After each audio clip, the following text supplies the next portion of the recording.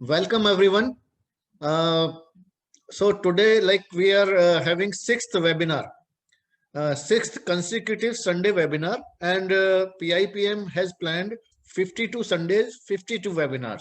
Every Sunday there will be one webinar till 52 Sundays.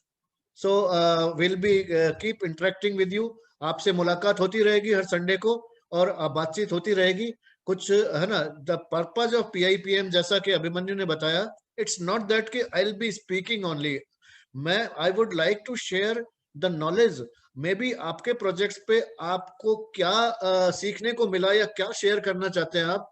We would like to welcome you for sharing your knowledge, your wisdom about the projects. So this is a platform where we want to have a knowledge sharing system, learning and teaching both. It's not one way. It's not that me, Vinod Garg, only will be speaking all the time for 52 Sundays. I would like to invite you all. जो भी आप share करना चाहते हैं आगे के webinars में, या आप सोचते हैं कि कोई और ये टॉपिक होना चाहिए, कोई टॉपिक आप सोचते हैं वो होना चाहिए, या कोई स्पीकर आप सोचते हैं कि भाई if you want to like come as a speaker, come as a moderator, whatever way you want to join us, you are most welcome. We would love to have you in like whatever manner you want to associate with PIPM. So we will be starting the membership of PIPM also. For membership के अपने अलग benefits हम देंगे. Maybe in future members only may attend it or whatever, like we'll decide. Abhi within 1 week we will open the membership of Promac Institute of Project Management. You can become the member and enjoy the benefits of membership. So I'll start my sharing my screen. So today the topic is project stakeholders management.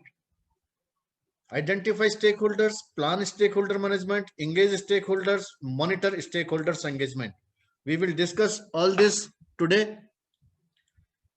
As already Abhimanyu has shared with you that we have already, हमने पहले 5 webinars हम कर चुके हैं. पहला था infrastructure project management पे 30 मई को, सॉरी ये MAT गलत लिखा गया है, मई. प्रोजेक्ट रिस्क मैनेजमेंट 6 जून को. Project scheduling on Primavera on 13 जून. Life is a project, you are the project manager 20 जून को किया हमने. प्रोजेक्ट कम्युनिकेशन मैनेजमेंट हमने 27 जून को किया. और आज हम project stakeholder management.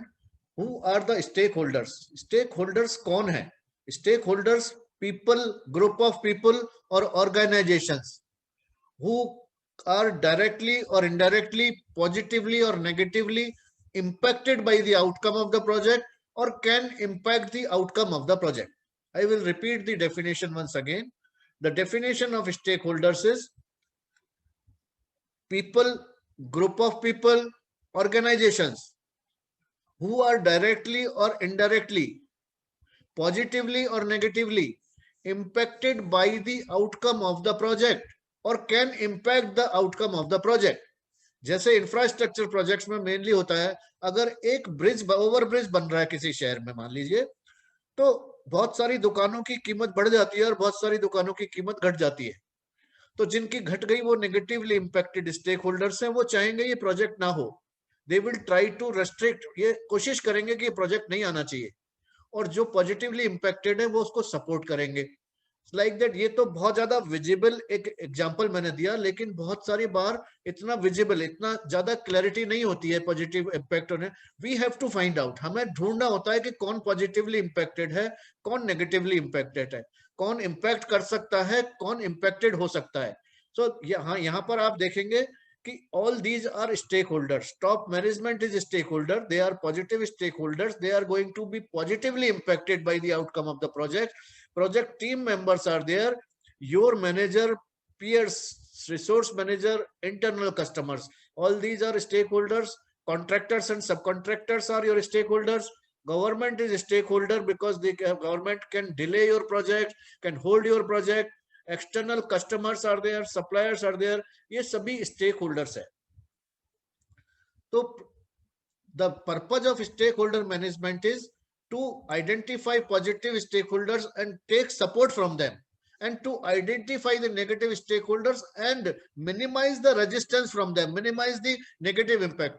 So project stakeholder according to PMI, जो भी बात हम यहाँ पर करेंगे वो प्रोजेक्ट मैनेजमेंट इंस्टीट्यूट की 6th एडिशन की जो बुक है PMBOK project management body of knowledge, वहां से ली गई है ये. It is all taken from PMBOK edition 6 which was published in September 2017. So project stakeholder management की definition according to PMI पिम्बॉक में क्या लिखी है? Project stakeholder management includes the processes required to identify the people, groups or organizations that could impact or be impacted by the project, to analyze stakeholder expectations and their impact on the project, and to develop appropriate management strategies for effectively engaging stakeholders in project decisions and executions. थोड़ा सा complicated हो गया, let us break it.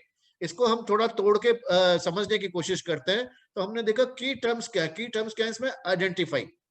तो हमको क्या करना है इसमें? We need to identify people, groups और organisations that could impact or be impacted by the project. सबसे पहला काम ये करना है कि भाई कौन लोग हैं, वो चाहे हमारे इंटरनल लोग हैं, टीम मेंबर्स हैं, हमारे स्पॉन्सर्स हैं, हमारा हायर मैनेजमेंट है, या हमारे सब कॉन्ट्रैक्टर्स हैं, या सप्लायर है, या गवर्नमेंट है. हमें आइडेंटिफाई करना है and we need to identify all the stakeholders, all stakeholder groups. किसी को भी छोड़ना नहीं है, हर एक को आइडेंटिफाई करना है. सबसे पहले तो पहला काम है आइडेंटिफिकेशन. सेकेंड काम है analyse. Analyse stakeholder expectations and their impact on the project. आप ये बात अच्छी तरह से समझ ले कि एक्सपेक्टेशन का मतलब है अनस्टेटेड रिक्वायरमेंट. रिक्वायरमेंट के दो पार्ट होते हैं, need and expectation. Requirement is divided into two parts, need and expectation. Need is stated requirement and expectation is unstated requirement. Expectation बोली दी जाती है. आप कई बार ताज्जुब करेंगे कि आपसे कोई नाराज है और आप पूछ रहे हो उससे क्यों नाराज है भाई, और वो बता नहीं रहा है. Because there is some expectation which has not been fulfilled, और एक्सपेक्टेशन बोली नहीं जाती है. जैसे आप किसी के आप बॉस के पास जाते हैं, अपने बॉस के पास चैम्बर में जाते हैं, आधे घंटे तक बॉस बात कर रहा है लेकिन आपको बैठने को नहीं कह रहा है कि यार बैठ जाओ, या पानी नहीं पूछ रहा है. तो उसको सोचना है कि यार it can be an expectation. अब ये बात आप बोलोगे थोड़ी कि आप बैठने को नहीं कह रहे हो, रोका भी नहीं है आपको किसी ने, लेकिन यू एक्सपेक्ट कि भाई when I am entering into the chamber of someone, अगर मेरे को 2 मिनट बात करनी है तो अलग बात है, आधा घंटा बात करनी है तो मैं खड़ा हो, ये this is not expected. So analyse stakeholder expectation and their impact on the project. अब एक्सपेक्टेशन, ये एक स्टेप्स है, एक्सपेक्टेशन, कंसर्न एंड इश्यू. इसको आगे भी हम डिस्कस करेंगे, बहुत ही इंपॉर्टेंट है. अगर हम किसी की एक्सपेक्टेशन पूरी नहीं करते हैं तो वो उसके लिए कंसर्न बन जाता है. पहले तो कुछ भी नहीं होता, because expectation can not be spoken, बोली नहीं जा सकती, लेकिन वो कंसर्न में बदल जाती है. कंसर्न में कैसे बदल जाती है कि आप अपने साथ वालों को बोलने लगेंगे, या आपका जूनियर जो है साथ वालों को बोलेगा कि यार ये बॉस तो बड़ा खड़ूस है, बैठने को भी नहीं बोलता है. This is concern, this is concern. So first is expectation. You are a boss और कोई जूनियर आपके पास आता है और आधे घंटे तक आप बात कर रहे हो, पानी भी नहीं पूछा, तो उसकी एक्सपेक्टेशन मीट आउट नहीं हो रही है, तो वो कंसर्न में बदल जाती है दूसरी, तीसरी, चौथी, पांचवी बार में. और वो अपने बराबर वालों से डिस्कस करता है कि यार ये बॉस तो जो है ना, he doesn't give proper respect, देना जानता ही नहीं किसी को, यार आधे घंटे था ना. तो वो कंसर्न हुआ. इसके बाद कंसर्न पे भी अगर कोई स्टेप नहीं लिया गया तो ये इशू बन जाता है. इशू बन जाता है में क्या होता है, फिर वो काम में ढील देने लगता है, या फिर जैसे ही मौका मिलता है उसको तो वो कहता है जॉब चेंज करने की सोचता है कि सब मैं जा रहा हूं यार, यहाँ तो ये बॉस अच्छा नहीं है. अब उस स्टेज पे कंट्रोल करना बड़ा मुश्किल हो जाता है, उस स्टेज पे बड़ा मुश्किल हो जाता है. तो कहने का मतलब है कि we need to analyse the stakeholder expectation and their impact on the project. Now sir, next is develop appropriate management strategy. ये सारे terms हमने इसी में से लिए, इस definition को हमने तोड़ दिया. We have broken this definition into smaller parts so that it becomes more understandable. Develop appropriate management strategies. हमको management strategies डेवलप करनी है, प्लान करनी है कि हमको ये मैनेज करने के लिए, कि मान लीजिए हमें किसी से सपोर्ट लेना है, हमें अपने हायर मैनेजमेंट से सपोर्ट लेना है कि भाई थोड़ा सा फंड्स की जब भी रिक्वायरमेंट हो तो इमीडिएटली आ जाए, ज्यादा वेट ना करना पड़े, कोई अप्रूवल हो, कोई चेंज हो, कोई चेंज अप्रूवल हो, तो वो जल्दी से आ जाए, ये है ना। तो इसके लिए क्या करना चाहिए? Then for effectively engaging stakeholders in project decisions, तो प्रोजेक्ट के डिसीजंस में हमने अगर स्टेक होल्डर्स को एंगेज ठीक से किया है तो हमारा प्रोजेक्ट ज्यादा स्मूथली चलेगा. So that we need to do in that. So this is the definition of project stakeholder management. Now, what is the purpose? The purpose of this knowledge area is to get the maximum support of stakeholders in project decisions. Excuse me.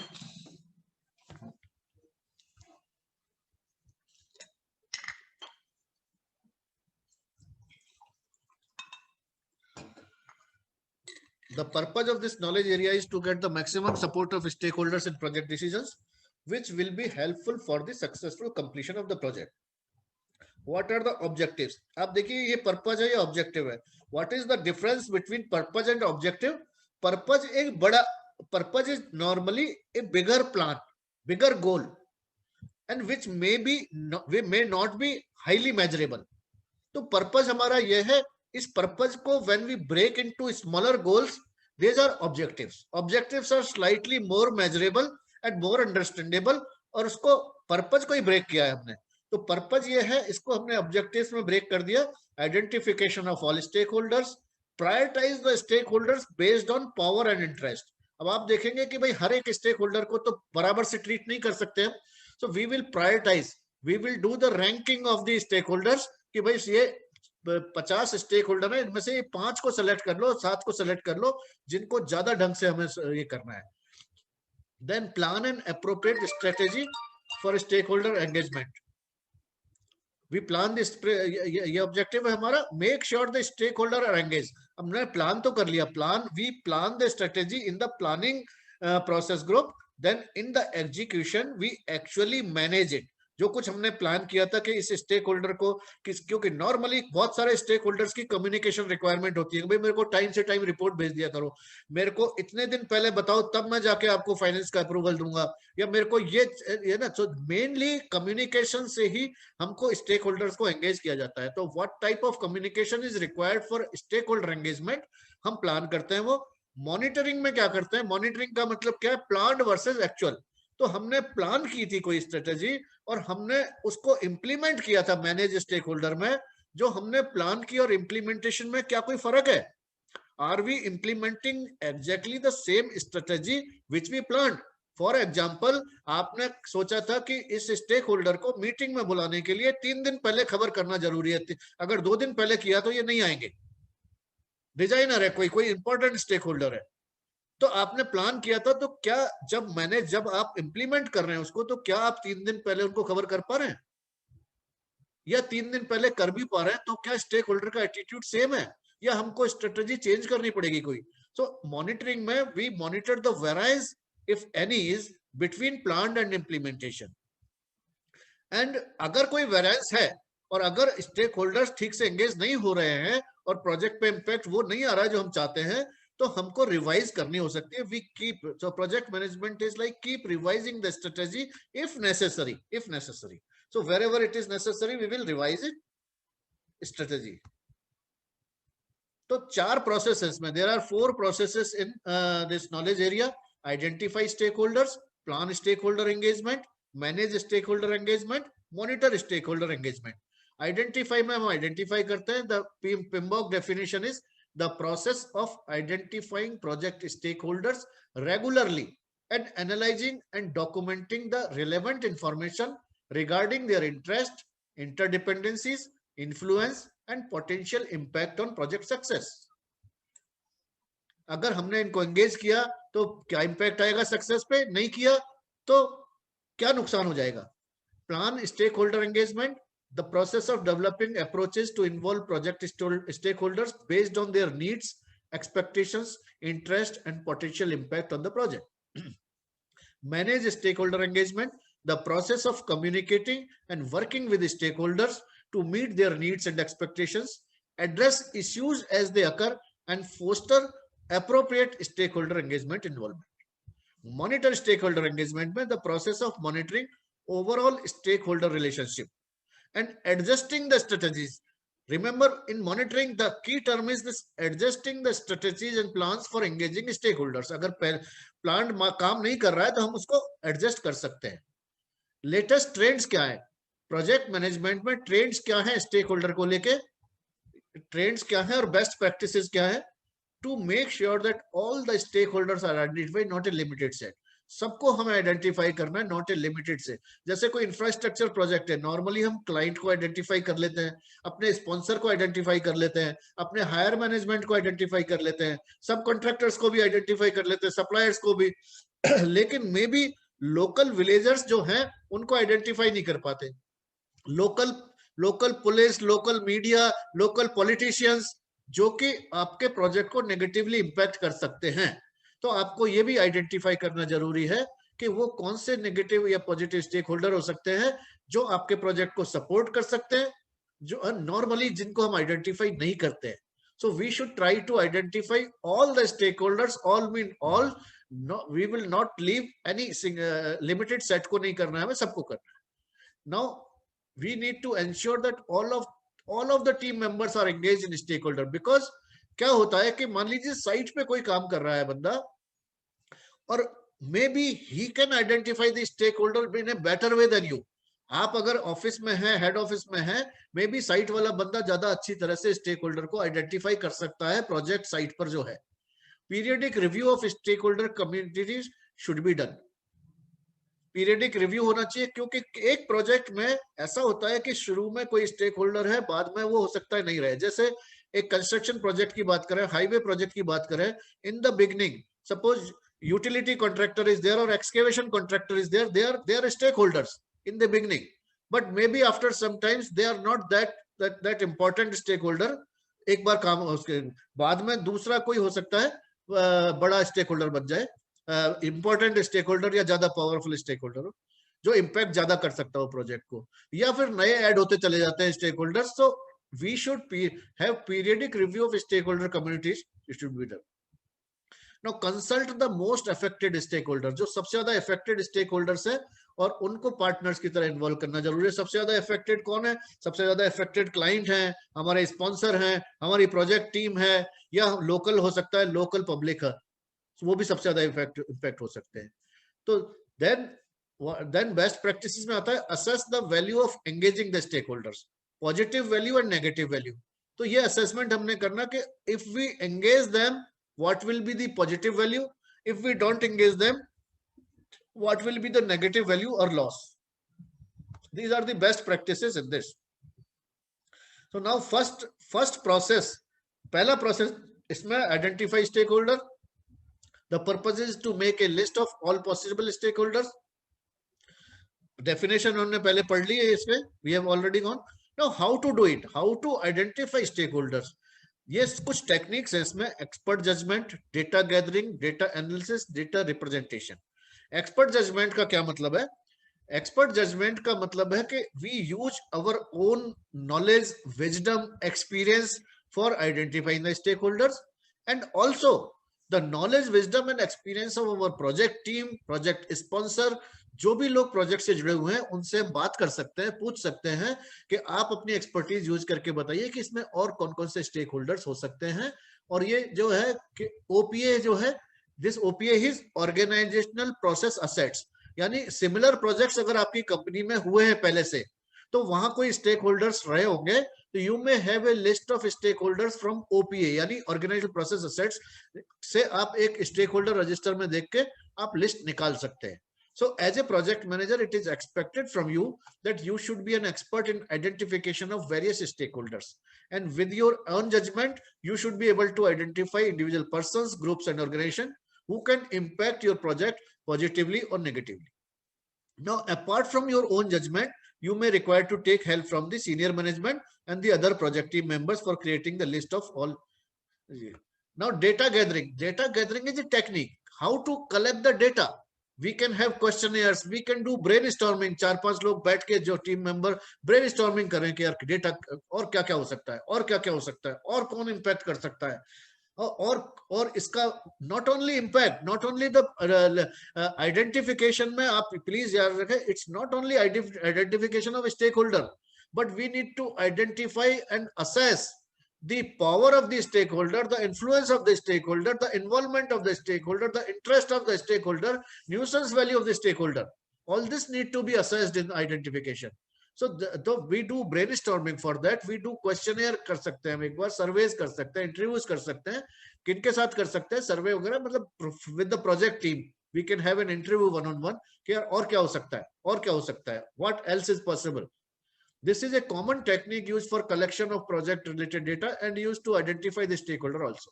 The data about the stakeholder can be collected from similar projects done in the organization or can be collected from the similar project done in some other organization. जैसे for example, in a high-rise building project, what all government approvals are mandatory, like fire NOC, airport NOC, environment clearance can be referred from the similar project. आप similar projects में से देख सकते हैं, and all these become stakeholders for you. Environment department becomes stakeholder, वो आपको project को delay कर सकते हैं. एयरपोर्ट डिपार्टमेंट, फायर डिपार्टमेंट ये प्रोजेक्ट को डिले कर सकते हैं आपके. So they are stakeholders of the project. Stakeholder analysis, this is a technique of systematically gathering and analyzing quantitative and qualitative information to determine whose interest should be account. तो क्या क्या लेते हैं हमें identification में? Interest, influence, expectations and stakeholder analysis. ये हमें किस तरह के क्वेश्चन पूछने हैं अपने आप से या दूसरों से? Are they interested in the project succeeding, क्या उनका प्रोजेक्ट की सफलता में कोई इंटरेस्ट है? क्या उनको प्रोजेक्ट के सफल हो जाने से कोई फायदा होगा? Will they openly support the project और not? Do they have reasons for wanting the project, और क्या उनकी इच्छा, मतलब क्या कारण हो सकता है कि वो चाहे प्रोजेक्ट फेल हो जाए? What can be the reason? If their views are negative और एम्बिवेलेंट. एम्बिवेलेंट क्या है कि मतलब कंफ्यूज्ड है, यानी यहाँ कुछ बोल रहे हैं वहां कुछ बोल रहे हैं, आपके सामने कुछ बोल रहे हैं बाहर कुछ बोल रहे हैं. तो they may be ambivalent. If their views are negative और ambivalent, can they be persuaded to change? What are their expectations and how can we manage them? These are the questions we should ask for analysis of stakeholders. Now data analysis में और क्या है कि stake holders के क्या roles हैं, क्या position है, कौन सी ऑर्गेनाइजेशन हैं वो, ये सब लिस्ट बनाए. इन्फ्लुएंस क्या है, इंटरेस्ट क्या है, ये सब हम बात कर चुके.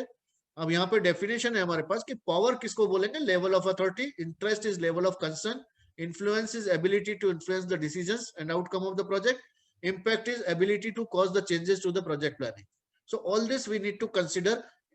और इसके बाद रिप्रेजेंटेशन, डेटा रिप्रेजेंटेशन, हमने कैसे रिप्रेजेंट करेंगे इनको? ये 4 क्वाड्रेंट है: power influence grid, power interest grid, impact influence grid. तो आप यहाँ पर देखेंगे ये इन्फ्लुएंस पावर स्टेक होल्डर है, interest of the stakeholder. 4 quadrant हमने बनाए हैं. ये की प्लेयर्स है. ये की प्लेयर्स क्यों है कि ये इंटरेस्टेड भी बहुत ज्यादा है और पावर भी इनकी बहुत ज्यादा है. So we need to manage them closely. तो हमने इसमें इस क्वाड्रेंट में कौन कौन आएगा? स्पॉन्सर आएगा, क्लाइंट आएगा, प्रोजेक्ट मैनेजर आएगा. They are key players in the project. We need to manage them closely, involve in the project decisions. उनको प्रोजेक्ट में इन्वॉल्व करना चाहिए, रेगुलरली एंगेज करना चाहिए एंड रिलेशनशिप मेंटेन करनी चाहिए. इसके बाद आते हैं people who are interested. Interest तो बहुत ज्यादा है उनका, लेकिन पावर या इन्फ्लुएंस ज्यादा नहीं है. तो इंटरेस्ट बहुत ज्यादा है, तो उनसे बात करते रहे उनके इंटरेस्ट की. Make use of interest through involvement, consult on their area of interest and they can be supporters. वो आपके सपोर्टर हो सकते हैं because they are interested in the project. They might be having less power, no problem, like team members are there. उनकी power कम है लेकिन interest बहुत ज्यादा है उनका. सप्लायर्स है, उनकी पावर कम है लेकिन इंटरेस्ट बहुत ज्यादा है. तो उनको इन्वॉल्व करके रखें, उनसे बातचीत करके रखें, वो अच्छा सपोर्ट आपको प्रोजेक्ट में दे सकते हैं. इसके बाद ये क्वाड्रेंट हम देखें तो ये क्या कहते हैं? पावर तो बहुत ज्यादा है, इंटरेस्ट बड़ा कम है. मीट देयर नीड्स, है ना? जैसे आपको एक एग्जांपल दूं, जैसे घर में शादी होती है, शादी का प्रोजेक्ट है, तो शादी के प्रोजेक्ट में कोई स्टेक होल्डर है जिनके पावर तो बहुत ज्यादा, इंटरेस्ट बहुत कम होता है, चाहे न्यूसेंस वैल्यू कहे उसको. तो कहते हैं, है ना, उनको कहते हैं शादी में जो इस तरह के स्टेक होल्डर होते हैं उनको फूफा जी कहते हैं कि सब दे है, बहुत तगड़ी पावर है उनकी, न्यूसेंस वैल्यू है, वो बिगाड़ सकते हैं पूरे काम को. इंटरेस्ट उनका इस बात में कोई इंटरेस्ट नहीं है कि काम सक्सेसफुल हो या नहीं, प्रोजेक्ट सक्सेसफुल हो या नहीं. बट तो लाइक दैट, ये जोक है ना, don't take it as it is on the lighter side. तो एक्चुअली तो इन लोगों को क्या करना है? Engage and consult. इनसे साथ कंसल्ट करें, एंगेज करें और मेंटेन, इनका लेवल ऑफ इंटरेस्ट मेंटेन करके Aim is to move them to right, to the right. Right means key players में इनको. Aim is to move them to right. इनको हमें key players में लाना है. ठीक है. So ये क्वाड्रेंट है. Manage closely, keep inform, keep satisfied, monitor. So ये क्या हुआ, हमने स्ट्रेटेजी बना ली. So we have identified the stakeholder, we have identified power, influence, interest and impact, and based on that we have prioritized the stakeholders. ये priority वाले stakeholder हो गए जिनको key players हैं, जिनके साथ हमें closely manage करना है. इसके बाद second rank पे ये आ गए, और low priority वाले जिनका interest भी कम है और ROI भी कम है, इनको बस वॉच करते रहे क्लोजली, क्योंकि because any time they can be converted into this और दिस और this, they can be converted. तो इसलिए इनको वॉच लिस्ट में डाल दे केवल, कि ध्यान रखें कि हाँ भाई ये वहीं बैठे हैं ना, वहां से उल्ट है ना. So let them be there. Low interest and low power. But अगर आप चाहें कि इनका इंटरेस्ट क्रिएट हो सकता है और आपके लिए सपोर्टर हो सकता है, तो इनको यहाँ शिफ्ट कर सकते हैं आप यहाँ पे. So this is about identify stakeholder. इसका आउटपुट होगा stakeholder register. Every project should have a stakeholder register. Project title, project date prepared, name, position, role, contact information, requirements, expectations, interest and power, ये सब stake holder register में लिखा हुआ होना चाहिए. So this is about first process in project stakeholder management, identify stakeholders. Second है हमारा process plan stakeholder engagement. Stakeholder engagement को प्लान करने के लिए क्या स्ट्रेटेजी, क्या अप्रोच, क्या एक्शंस लेना है. So the purpose of this is to have an actionable plan for taking full support of stake holders. We should make some actionable plan, यानी जिसको एग्जीक्यूट किया जा सके, जिसको. So the process of developing approaches to involve project stakeholders based on their needs, expectations, interest, and potential impact on the project. At this point, we need to understand that the power and interest of various stakeholders may keep changing according to the stage of the project. So this needs to be understood. ये समझ लेने की जरूरत है कि हर stake holder का power या influence पूरे प्रोजेक्ट पे बराबर नहीं रहता है. फॉर एग्जाम्पल देखिए, एग्जाम्पल के लिए यानी suppose construction of an educational campus है. Before start of the project the role of approving authority is most important, but after approval almost no role is there in the project. हमें नक्शे approve कराने, drawings approve करानी है, सबसे ज्यादा role है approving authority का. Once the this is approved, after that there is almost no role. At the start of the project land surveyor का बड़ा रोल है, अर्थ कॉन्ट्रैक्टर का बड़ा रोल है. एक्सकेवेटर नहीं आया, अर्थ कॉन्ट्रैक्टर नहीं आया, सर्वे करने वाला नहीं आया, तो बड़ा इंपॉर्टेंट है उस टाइम वो. लेकिन after that once the foundation work is done, their role is finished. So like that we need to identify कि किसका रोल कब है, किसकी पावर कब ज्यादा है, कब किसका. तो हमें we need to keep revising the stakeholder register. Now how to develop a plan? Plan कैसे डेवलप करें स्टेक होल्डर एंगेजमेंट के लिए? अगेन कौन कौन सी टेक्निक्स यूज कर सकते हैं हम? These are some common techniques. पिछले में भी हमने देखा एक्सपर्ट जजमेंट. एक्सपर्ट जजमेंट मतलब judgment of an expert. This expert, आप भी खुद एक्सपर्ट हो सकते हैं, आपके साथ टीम मेंबर भी एक्सपर्ट हो सकते हैं, आपके सीनियर्स भी एक्सपर्ट हो सकते हैं. वो जजमेंट, एक्सपर्ट का जजमेंट लेना है. आप पुराने डॉक्यूमेंट्स को भी रेफर कर सकते हैं, वो भी एक्सपर्ट जजमेंट में आएगा. So this is a part of expert judgment we do. Based on the previous experience of similar projects, project manager should use his expert judgment. ज्यादा इस पे डिटेल में नहीं जाएंगे. डेटा गैदरिंग में how to gather the data about this, we can do brainstorming and we can do benchmarking. benchmarking क्या है? benchmarking हम similar projects से पहले हमारी ऑर्गेनाइजेशन में जो पहले प्रोजेक्ट्स हुए हैं सिमिलर प्रोजेक्ट, उनसे बेंचमार्किंग कर सकते हैं हम. और या फिर एक्सटर्नल बेंचमार्किंग भी पॉसिबल है, यानी जो प्रोजेक्ट हमारे ऑर्गेनाइजेशन में तो नहीं हुए बट सिमिलर प्रोजेक्ट जो दूसरे किसी ऑर्गेनाइजेशन में हुए हैं, उनसे भी हम बेंचमार्किंग करके इसको कर सकते हैं. And then we analyze the data. Analyze data में दो टेक्निक्स हैं, decision making and prioritizing and ranking of stake. Decision making you can understand is a very serious business.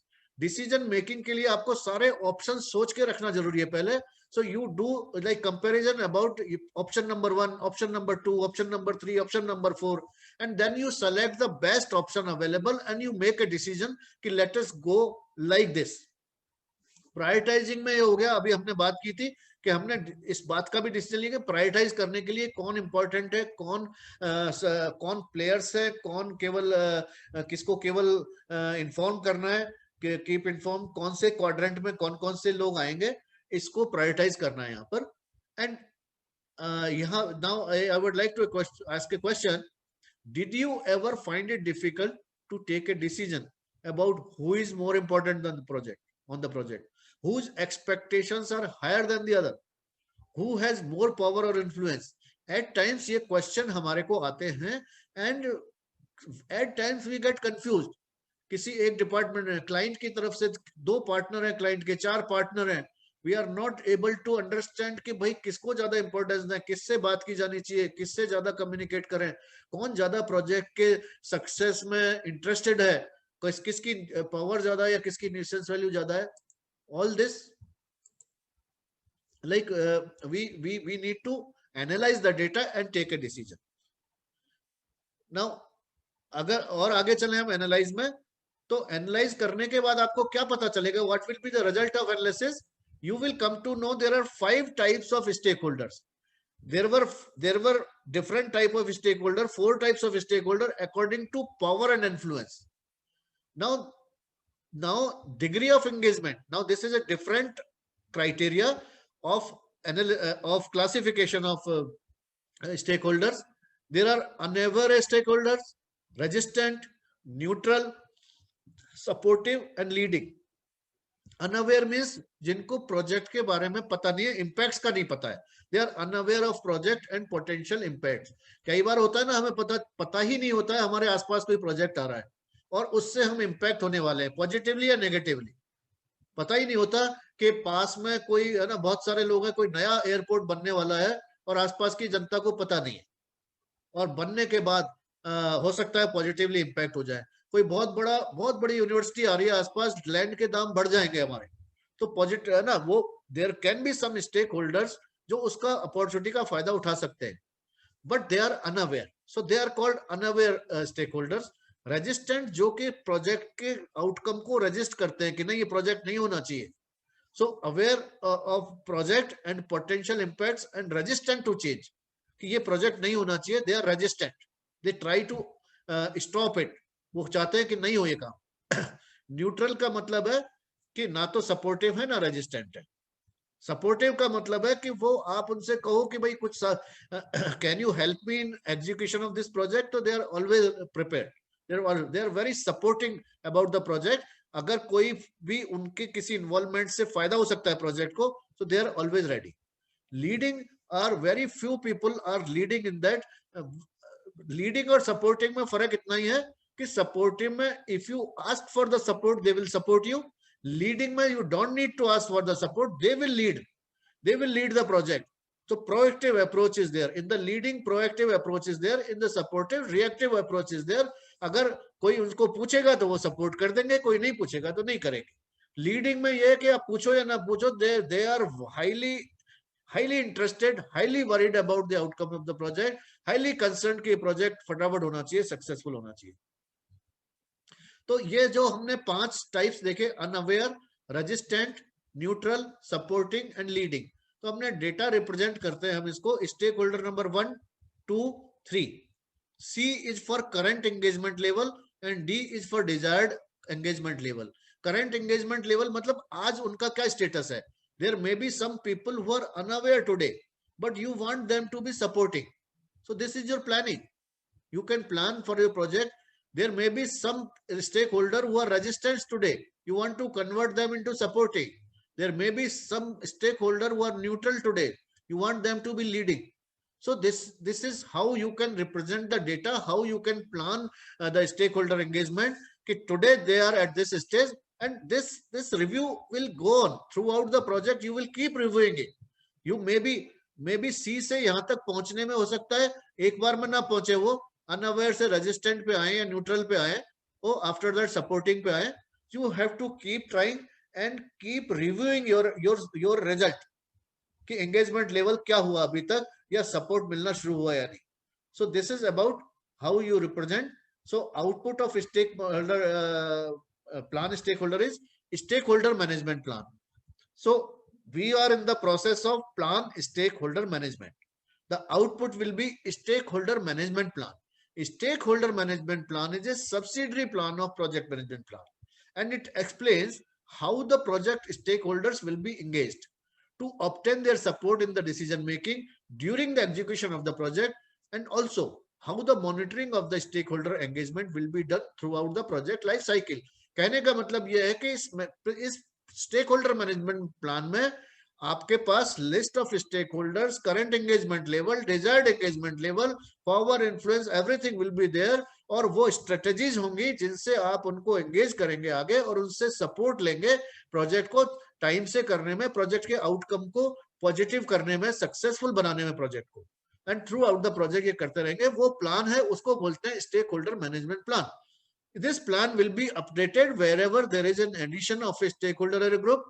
During the project क्या होता है कि आपके स्टेक होल्डर ऐड होते रहते हैं ड्यूरिंग द प्रोजेक्ट। यानी एक प्रोजेक्ट शुरू किया आपने, एक मकान का, आपका मकान का काम चल रहा है, शुरू में केवल सिविल वर्क चल रहा है, बाद में इलेक्ट्रिकल कॉन्ट्रैक्टर भी आ गया, प्लम्बिंग कॉन्ट्रैक्टर भी आ गया, फिनिशिंग कॉन्ट्रैक्टर भी आ गया, बहुत सारे दूसरे सप्लायर्स जुड़ जाते हैं आपके। सो there is always, like, it is a dynamic list, always keep changing, you can keep adding and maybe keep removing. आज आपका मकान का काम चल रहा है, अर्थवर्क कॉन्ट्रैक्टर को आपको याद भी नहीं होगा नाम कि कौन था अगर आप इंटीरियर की स्टेज पे है तो लाइक दैट, और जबकि एक दिन वो सबसे इंपॉर्टेंट वही रहा होगा।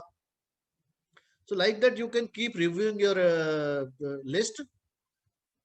Now stakeholder management plan में और क्या होगा, desired and current engagement levels होंगे, identified interrelationship and potential overlap between stakeholder, information to be distributed to stakeholders including language, format, content and level. क्या मतलब हुआ इसका, यानी आपको इस मैनेजमेंट प्लान में ये भी ध्यान रखना है कि suppose your sponsor is there, तो किस लैंग्वेज में, कौन से फॉर्मेट में, क्या कंटेंट और क्या लेवल ऑफ डिटेल आपको शेयर करनी है। जैसे कि आपको हर मीटिंग का एजेंडा शेयर करना है, हर मीटिंग के मिनट शेयर करने हैं, डेली प्रोग्रेस रिपोर्ट शेयर करनी है, वीकली प्रोग्रेस रिपोर्ट शेयर करनी है, मंथली प्रोग्रेस रिपोर्ट शेयर करनी है, कोई टेंडर डॉक्यूमेंट में चेंज आया उसको शेयर करना है, कोई और स्कोप ऑफ चेंज हो रहा है वो शेयर करना है। सो वो कौन सी इंफॉर्मेशन है, कौन कौन से स्टेक होल्डर से आपको शेयर करनी है, ये स्टेक होल्डर रजिस्टर में उसमें आएगा। टाइम फ्रेम एंड फ्रीक्वेंसी, कितनी फ्रीक्वेंसी से करनी है, वीकली करनी है, बाई वीकली करनी है, मंथली करनी है, ये this all will be included in stakeholder management plan. So this was the second process which we have completed. Now we come to third process, manage stakeholder engagement. Now purpose of this is maximize the support, minimize the resistance from the stakeholders. This is process of communicating. Now actual execution stage पे हम manage करते हैं stakeholders को, execution stage पे आ गए हम। Process of communicating and working with stakeholders to meet their needs and expectations, address issues and foster appropriate stakeholder involvement. क्या आपके साथ ऐसा होता है कि आपको एक मीटिंग ऑर्गेनाइज करनी है और आपको एक एजेंडा सर्कुलेट करना था 3 days before the meeting to all stakeholders as per plan strategy, लेकिन one of the very important stakeholder does not attend, किसी ने मीटिंग अटेंड नहीं की, बोला sorry I forgot about the meeting, आपको मेरे को सेम डे कम से कम एक फोन या मैसेज तो करना चाहिए था, मुझे रिमाइंड कराना चाहिए था। ऐसा होता है हमारे साथ, अक्सर होता है, हर एक के साथ होता होगा मेरे ख्याल से कि बहुत से स्टेक होल्डर आपको ऐसे मिलेंगे। तो ये एक्सपेक्टेशन थी उसकी। सो नाउ ये एग्जांपल बता रहा है कि this is the importance of assessment of expectation of stakeholder, कि आपने स्टेक होल्डर मैनेजमेंट प्लान में भले ही तय हुआ था कि भाई 3 दिन पहले मीटिंग का एजेंडा भेज दिया जाएगा आपको, और आपने भेज दिया, लेकिन still he skipped the meeting because he वो एजेंडा तो आपने 20 लोगों को भेजा था, but he this is some important, some powerful stakeholder who expects कि भाई मीटिंग का एजेंडा तो 20 को भेजा, भाई मुझे तो कॉल भी करना चाहिए आपको, why didn't you call me, why didn't you give a message same day. ऐसे ही आपके घर में शादी का प्रोजेक्ट है, मान लीजिए आपने शादी के कार्ड सबको भेज दिए, बिना फोन के कितने लोग आएंगे, सारे लोग तो नहीं आएंगे, सम पीपल विल एक्सपेक्ट कि फोन भी होना चाहिए। So like that we need to manage stakeholders, we need to identify the expectations of stakeholders and try to fulfill them for making the project successful, for taking the support from the stakeholders. One more example is there कि आप किसी project पे project manager है और आपका कोई सब contractor को कोई फाइनेंशियल प्रॉब्लम हो गई है और वो एक्सपेक्ट करता है फाइनेंशियल सपोर्ट, हालांकि वो प्रोजेक्ट के टर्म्स एंड कंडीशंस में नहीं है, कॉन्ट्रैक्ट की टर्म्स एंड कंडीशंस में नहीं है, but he is facing some problem due to any reason. अब आपको एज ए प्रोजेक्ट मैनेजर आपको मालूम है कि ये जेन्युइन है सब कॉन्ट्रैक्टर और आपको इसकी हेल्प करनी चाहिए, और अगर आपने हेल्प नहीं की तो प्रोजेक्ट सफर करेगा। और ये कुछ भी नहीं कर पाएगा प्रोजेक्ट, तो आप as a project manager you should be able, you should have the skills, you should have negotiation skills to negotiate with your management and help the subcontractor in the interest of the project and to maintain very good relationship with the subcontractor, the contractor. So this is an example. Further we go to manage stakeholder engagement. These कौन सी activities और हमें इसको करनी होती है. So we will these are the activities which we do in manage stakeholder engagement. Engaging stakeholders at appropriate project stages to obtain or confirm their continued commitment to the success of the project. Managing stakeholder expectations through negotiation and communication, ensuring project goals are achieved.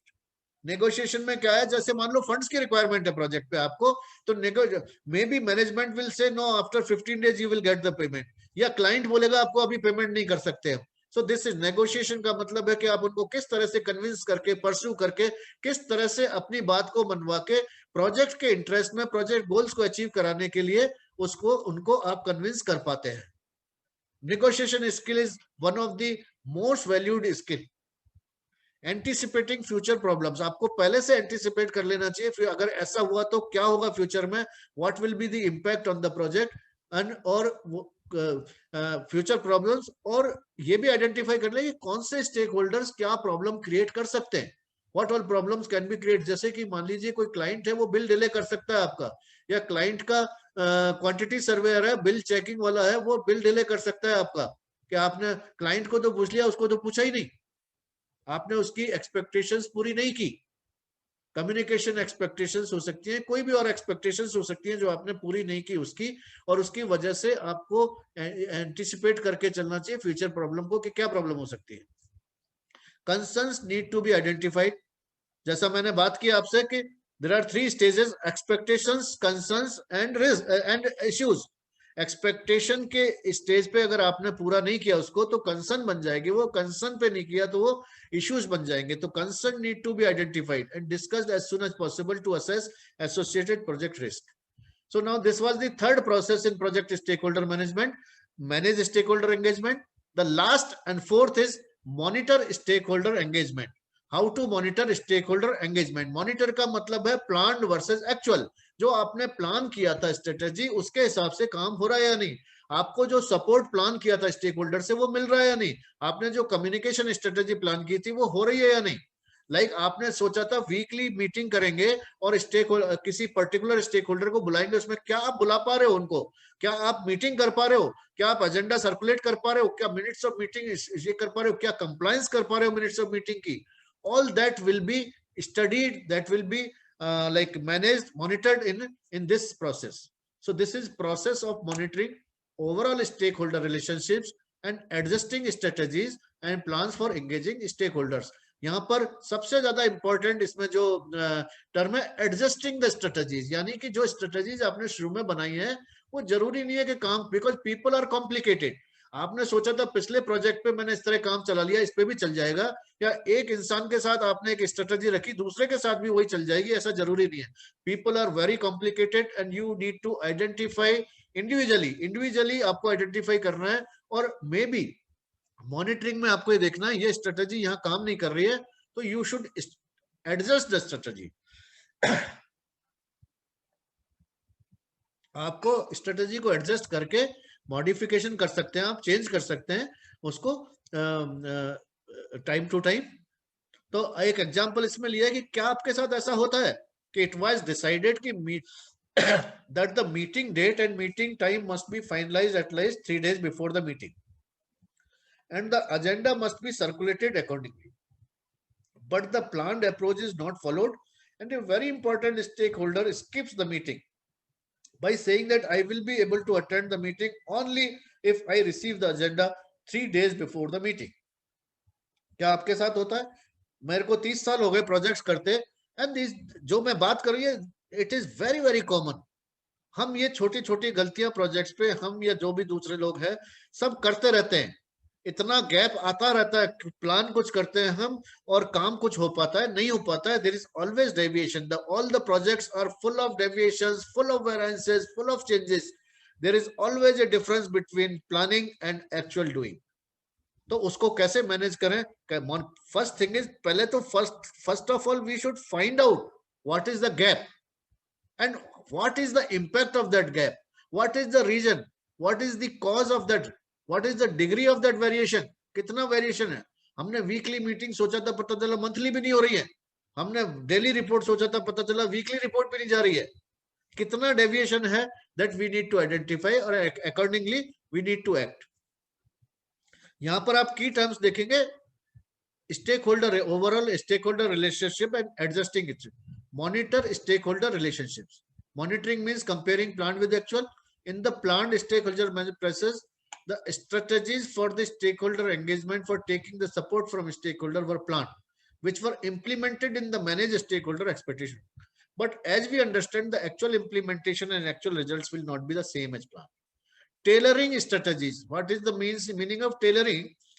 जैसे होता है ना, एक तो हम readymade कपड़े लेते हैं और एक टेलरिंग कराते हैं.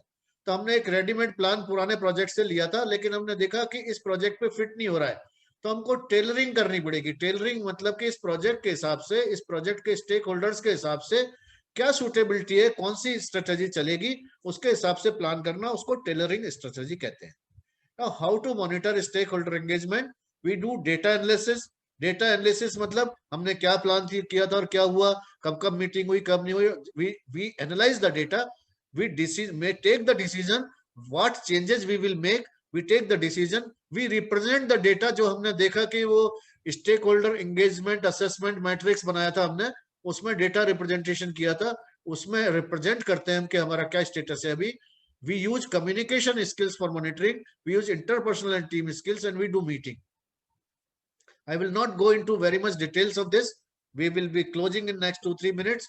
So we have discussed in monitoring and stakeholder engagement the steps. We need to know if stakeholders are at the engagement level at desired. हमने जैसे सोचा था वो engagement stakeholder engagement matrix जो बनाया था, C was for current engagement level, T was for desired engagement level. तो क्या वो उस स्ट्रेटेजी के हिसाब से हम अचीव कर पा रहे हैं रिजल्ट, वो देखेंगे, है ना. And make a list of stake holders who are not at desired engagement level. जो अगर कोई स्टेक होल्डर डिजायर्ड पे नहीं आ पाया है, तो उसके लिए हम अब क्या स्ट्रेटेजिकल चेंज करें, क्या अप्रोच में चेंज करें, ये सब यहाँ पे डिसाइड करते हैं. सो this is about project stakeholder management. Stakeholder can make your project succeed or fail. Manage them properly. This is a very, very important topic. Thanks a lot. I am open for question and answer. Thank you very much for listening to me so patiently. Thanks a lot.